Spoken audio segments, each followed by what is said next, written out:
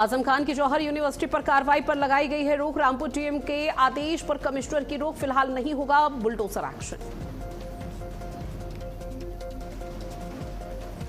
राम मंदिर चढ़ावा चोरी मामले पर सुप्रीम कोर्ट में हुई सुप्रीम सुनवाई। सुप्रीम कोर्ट ने कहा कि एक चार्टर्ड अकाउंटेंट भी एसआईटी में होना चाहिए। और दिल्ली एनसीआर में बदला मौसम का मिजाज। नोएडा में तेज हवाओं के साथ भारी बारिश, लोगों को उमस से मिली बड़ी राहत।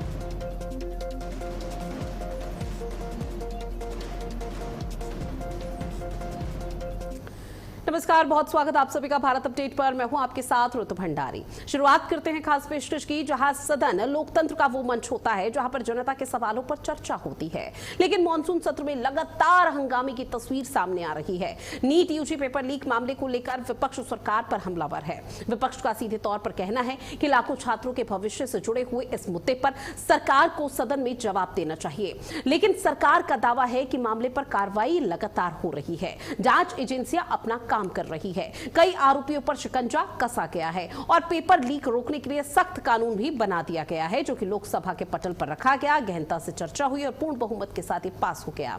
अब सवाल यह है कि जब कार्रवाई का दावा किया जा रहा है तो फिर सदन लगातार ठप क्यों हो रही है? सदन की कार्यवाही लगातार स्थगित क्यों हो रही है? क्या विपक्ष सिर्फ जवाब चाहता है या फिर सरकार पर दबाव बनाने के लिए हंगामा किया जा रहा है? क्या छात्रों के मुद्दे पर बहस जरूरी है या सदन रोकना जरूरी है? सत्ता पक्ष का आरोप है कि विपक्ष चर्चा नहीं बल्कि राजनीतिक प्रदर्शन कर रहा है। वहीं विपक्ष ये कह रहा है कि बिना जवाब के सदन की कार्यवाही चलाना जनता के साथ बहुत बड़ा धोखा है।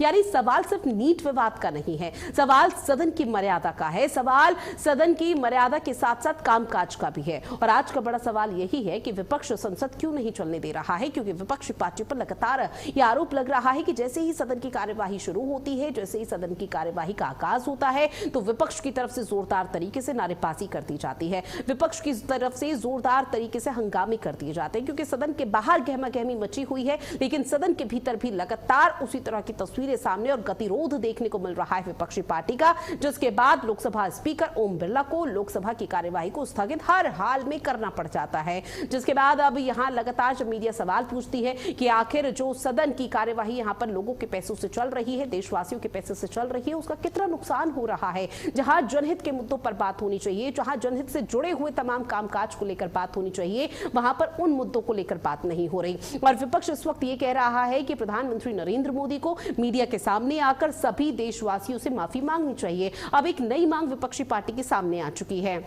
साथ ही विपक्ष का यह भी कहना कि हम फिलहाल ये चाहते हैं कि सदन में बहस ना हो, सदन में महज एक चर्चा हो, सार्थक और सुचारू तरीके से चर्चा हो, किसी भी तरह का हो हल्ला ना हो। लेकिन सत्ता पक्ष कह रहा है कि हम चर्चा के लिए तैयार हैं और ये बात विपक्ष को पता है, लेकिन उसके बावजूद भी हंगामा। अब ग्राफिक्स के माध्यम से आप समझिए संसद में किस तरह से संग्राम मचा हुआ है। छात्रों पर पुलिस कार्रवाई को अमानवीय बताया जा रहा है। राहुल गांधी की तरफ से प्रधानमंत्री से सार्वजनिक माफी की मांग की जा रही है। इसके साथ ही दोषी अधिकारियों पर सख्त कार्रवाई की अपील की जा रही है।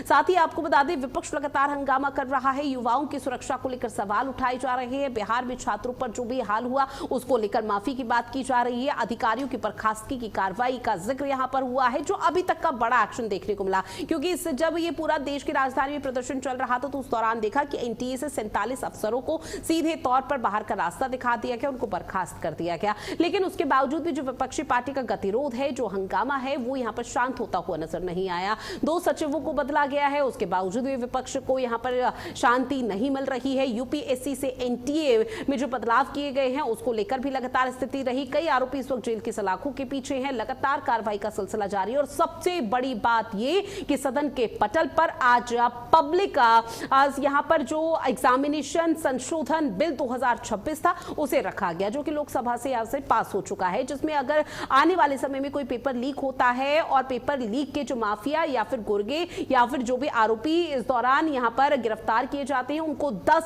साल की जेल की सलाखों के पीछे पहुंचाया जाएगा। और सिर्फ 10 साल की जेल नहीं होगी बल्कि 10 करोड़ तक का जुर्माना भी लगेगा। इसके साथ ही अगर कोई कोचिंग संस्था पाई जाती है तो उनकी संपत्ति कुर्क कर ली जाएगी, वो वाली जहां पर कोचिंग बनाई गई है। अगर जरूरी दस्तावेज और डॉक्यूमेंट्स को खंगालने के बाद यहां पर इस बड़ी कार्रवाई को अंजाम दिया जाएगा। अगर कोई कॉलेज का मैनेजर या डीन या प्रबंधक के यहां पर सामने आता है तो उन पर भी इसी तरह की कार्रवाई की जाएगी। खास पैनल हमारे साथ जुड़ा हुआ है जिनसे आप सभी का तारुफ करा दें। रमाकांत मिश्रा जी बीजेपी के प्रवक्ता हैं, गरिमा दसौनी कांग्रेस की प्रवक्ता हैं। आप दोनों का बहुत स्वागत भारत अपडेट में। शुरुआत रमाकांत मिश्रा जी मैं आप ही के साथ करूंगी। सदन की कार्यवाही नहीं चल रही है और इसको चलने नहीं दिया जा रहा है, विपक्षी पार्टी की तरफ से इस तरह का आरोप आप लोग लगा रहे हैं, लेकिन सर विपक्ष भी ये पूछ रहा है कि जब हम चाहते हैं कि सदन में चर्चा हो तो उस चर्चा से आप लोग भाग क्यों रहे हैं? उस कई मसलों को लेकर और नीट पेपर लीक को लेकर जो छात्रों के ऊपर लाठी भांजी गई थी उस पर चर्चा क्यों नहीं हो पा रही है? यहाँ पर विपक्ष का जो रवैया है वो बिल्कुल बहुत ही निराशाजनक है। मुझे लगता है कि जनता को इस चीज को समझना चाहिए, क्योंकि खास करके विपक्षी दल जितने भी हैं, जब उन्होंने जो भी शर्त रखी सत्ता पक्ष ने उस चीज को माना, उसके बावजूद भी जो गतिरोध बना हुआ है, जो विपक्ष का रवैया है, वो कहीं ना कहीं मुझे लगता है बहुत ही निराशाजनक है। आपने नीट के मुद्दे को उठाया, नीट के विषय को उठाया, हमने कहा सदन के अंदर में चर्चा करिए, सदन के पटल के ऊपर में चर्चा करिए। आपने कहा धर्मेंद्र प्रधान जी का इस्तीफा होना चाहिए, इस्तीफा भी हो गया। आपने कहा करे कानून बनना चाहिए, करे कानून भी बन गए। अब एक चीज बताइए, इन सब के बावजूद अगर आप सदन नहीं चलने दे रहे हैं तो किसकी मंशा पर सवाल उठना लाजमी है? मुझे लगता है विपक्ष के ऊपर में लाजमी है सवाल उठना। आप सदन के अंदर में चर्चा चाहते ही नहीं है। अगर आप चर्चा चाहते तो मुझे लगता है जो कि इवन की मैं तो ये कह रहा हूं, जो कि सदन के जो अध्यक्ष है, लोकसभा अध्यक्ष, उन्होंने भी व्यक्तिगत रूप से विपक्ष के नेताओं से उन्होंने 1-to-1 टॉक करी है उन्होंने। यहाँ पर जितने भी मंत्रिमंडल के जो सदस्य हैं उन्होंने इस तरह की बातें करी। सर्वदलीय जब बैठक हो रही थी उस समय में भी आपने देखा किस तरह से सर्वदलीय बैठक के अंदर में भी गतिरोध बना हुआ था। तो मुझे लगता है जो कि जो भी विषय हो सदन के पटल पर रखा। ठीक है सर, चूंकि देखिए अभी आपने कहा कि विपक्ष जो चाहता था उन मांगों को मान लिया गया। फिलहाल विपक्ष एक और मांग यहां पर कर रहा है कि जो देश की राजधानी में प्रदर्शनकारियों पर लाठी भांजी गई, जहां पर कई छात्र घायल हुए थे, उसको लेकर सवाल उठाए जा रहे हैं, उस पर चर्चा की बात कही जा रही है और कहा जा रहा है प्रधानमंत्री नरेंद्र मोदी को देशवासियों से माफी मांगनी चाहिए, उन बच्चों से, उन प्रदर्शनकारियों से माफी मांगनी चाहिए जिस पर दिल्ली पुलिस की तरफ से और सुरक्षा बलों की तरफ से लाठी भांजी गई। अब क्या ये मांग भी आप लोग पूरी करेंगे? जी देखिए, मैं तो कह रहा हूँ माफीनामा विपक्ष के जो नेता राहुल गांधी हैं उन्होंने कोर्ट में जाकर के तो अनेकों बार माफी मांगी है। तो जिस तरह से उनका अपना रवैया रहा है, क्या लगता है जो कि प्रधानमंत्री जी भी इस तरह का, आप सदन के अंदर में चर्चा करिए ना, किसने मना किया आपको? जब कोई विषय न्यायालय के अंदर में चला जाता है उसके ऊपर में भी आप अगर कहते हैं चर्चा करने के लिए तो करिए ना चर्चा। आप अगर चाहते हैं जो कि अगर पुलिस ने वहां पर लाठी चार्ज किया और वहां पर जिस तरह से छात्र के ऊपर में जो कार्रवाई की, वो अगर चाहते हैं जो कि तो वो भी सदन के अंदर में चर्चा करिए, किसने आपको रोका है?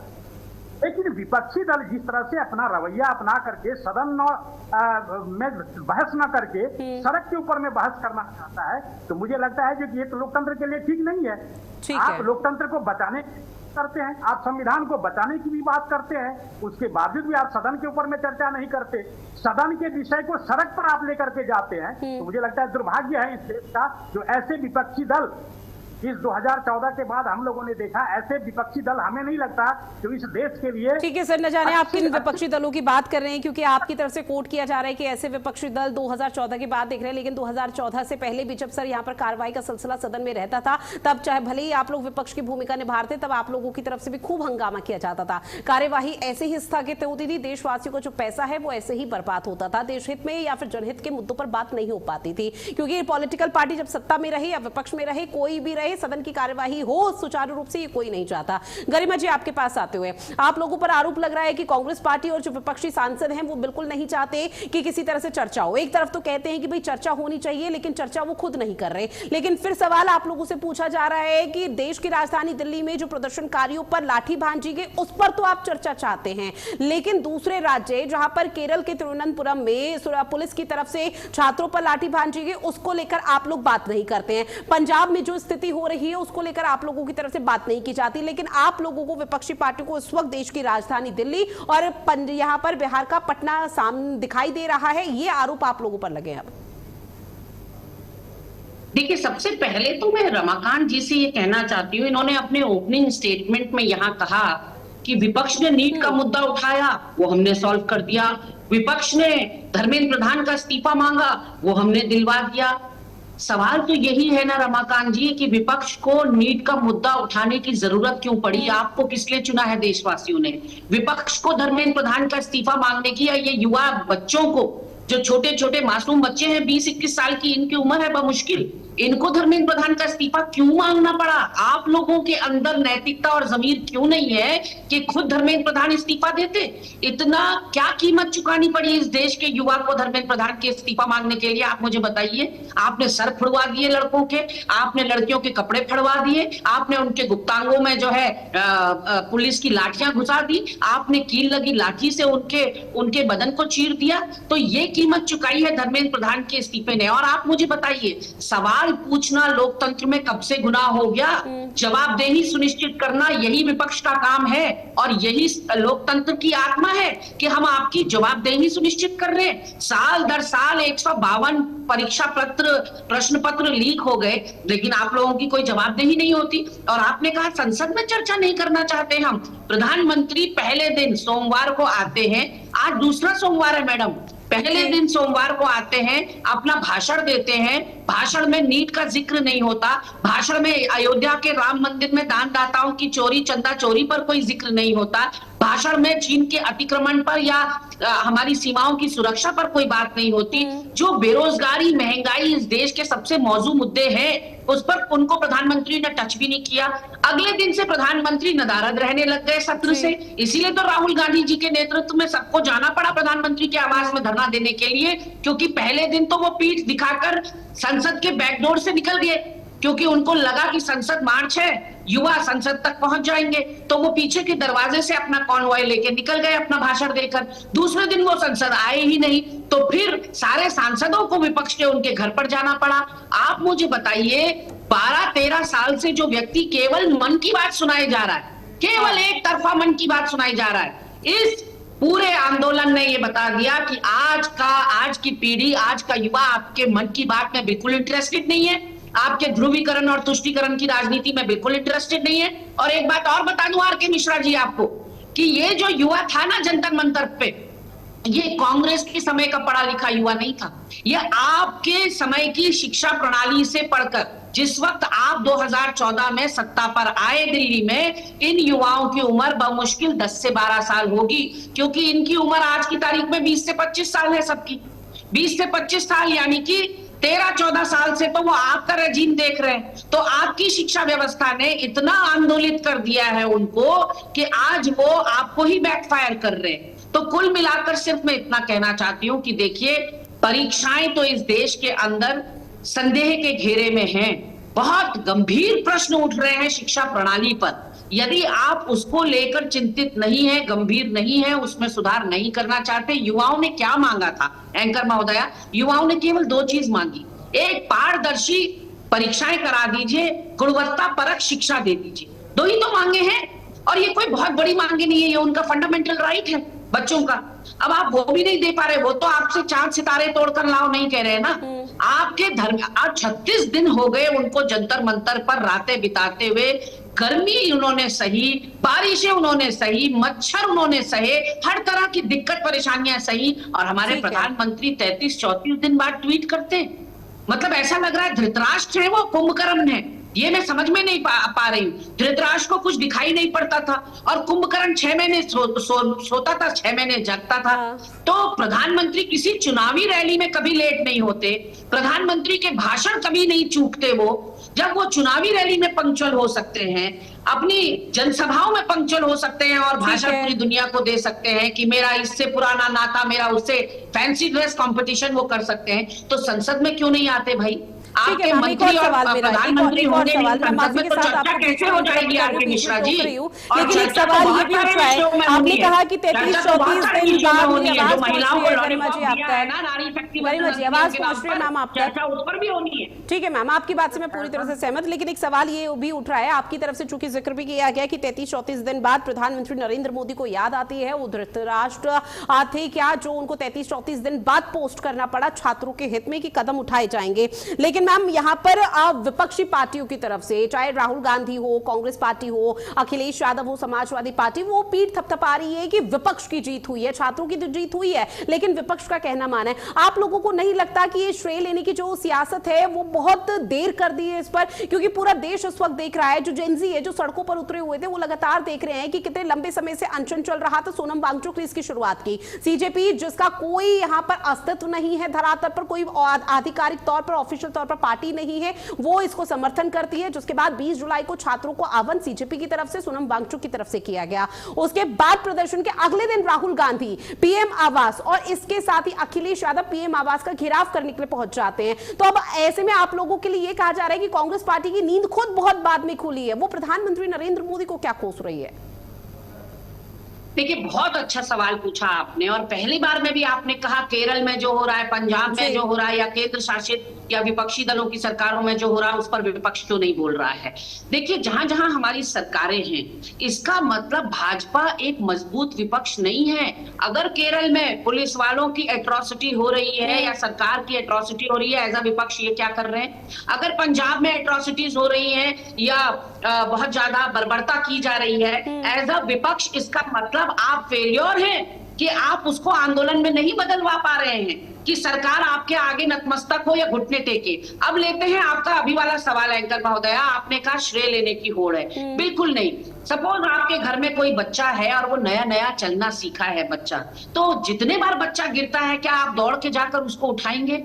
नहीं, आप उसको गिरने देंगे, आप उसको फिर अपने पैरों में खड़े होने देंगे और फिर आप उसको चलने देंगे। ऐसे ही तो बच्चा सीखेगा। अगर हर बार लाठी बनकर माँ बाप आ जाएंगे तो बच्चा चलना कैसे सीखेगा?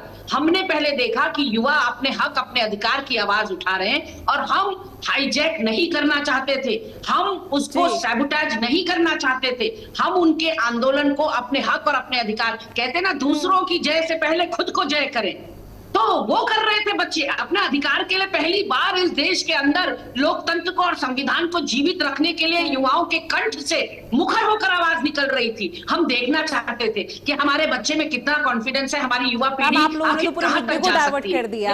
आप लोगों ने पूरे मुद्दे को डाइवर्ट कर दिया। आपको नहीं लगता कि हास्यास्पद है जहां पर कांग्रेस पार्टी लगातार ये कह रही थी कि भाई हम बच्चों के बारे में सोच रहे हैं, आपने तो पूरे मुद्दे को डाइवर्ट करके ये बता दिया कि आप माता पिता की भूमिका निभा रहे थे। अगर बच्चा गिर रहा था सड़क पर तो आप अभी पहले तक देख रहे थे कि बच्चे को लाठी कहां पर उठानी है, अभी गिरने दीजिए, उसको मजबूत होने दीजिए। आपने ये नहीं, आप गलत ले जा रही हैं मेरी बात को। मैं ये कहना चाह रही हूँ, राहुल गांधी जी छात्रों की कूच नाम से एक अलग कार्यक्रम चला रहे थे, ये आपको पता है, पैरेलल कार्यक्रम चला रहे थे जो बहुत सफल हुए, कोटा राजस्थान में और देहरादून उत्तराखंड में बहुत सफल उनके दोनों कार्यक्रम हुए। तो हम पैरेलली एक मुख्य विपक्षी दल का रोल निभा रहे थे और नीट के जो बच्चे हैं उनको श्रद्धांजलि देते हुए हमारा कार्यक्रम का आगाज। ठीक है, सीधे तौर पर आप लोगों पर जो आरोप चाहे बीजेपी लगा रही है या फिर सोशल मीडिया के माध्यम से आप देख रहे होंगे, वो तमाशा या फिर श्रेय लेने का जिक्र यहाँ पर किया जा रहा है। रमाकांत जी, जवाब दीजिए। कांग्रेस पार्टी का सीधे तौर पर कहना है कि सदन की कार्यवाही चले ना चले वो तो बात का मसला है, लेकिन आप लोगों की तरफ से यहाँ पर जो भी आरोप लगाए जा रहे हैं उसका पूरी तरह से खंडन कर रही है। ठीक है गरिमा जी, अब सुन लेते हैं रमाकांत जी।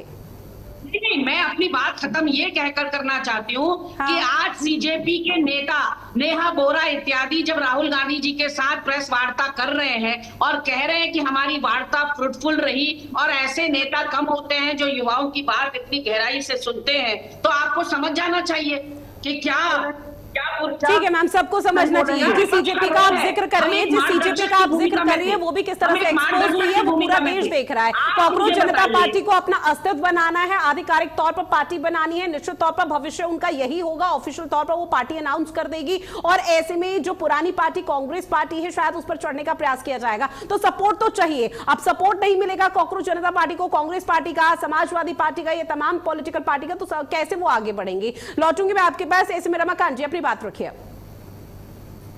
तो जी मुझे जवाब ही नहीं देने देती, आप उन्हीं को समय देते जा रहे हैं। नहीं सर, अब अपनी बात रखिए ना, अब उनकी बात ही खत्म नहीं, उन्होंने कहा कि बस 2 मिनट में अपनी बात कर रहे हैं। ठीक है गरिमा जी प्लीज मैम, विनम्र निवेदन है, एक बार रमाकांत जी को मिश्रा को ये समझना चाहिए, शुरुआत में 10 मिनट पूरे इन्होंने खाए हैं।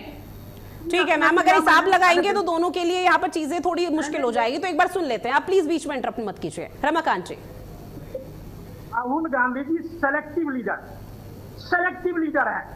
उन्होंने पंजाब के ऊपर में कब बोला, मुझे यहाँ पर गरिमा जी बता दें, उन्होंने कर्नाटका के ऊपर में कब बोला, मुझे बता दें किस डेट को उन्होंने बोला। कुछ अगर बाइक्स है तो मुझे जरा बता दें। सेलेक्टिव अप्रोच एक लीडर ऑफ अपोजिशन का, ये अच्छी बात नहीं है लोकतंत्र के लिए। आप मुझे लोकतंत्र की दुहाई दे रहे हैं, लोकतंत्र की दुहाई ऐसे नहीं होता जो आप पश्चिम बंगाल, केरला, कर्नाटका, पंजाब के ऊपर मुझे अपनी बात करने दीजिए, एक बार कंप्लीट हो जाए उसके बाद पलटवार करने दीजिए।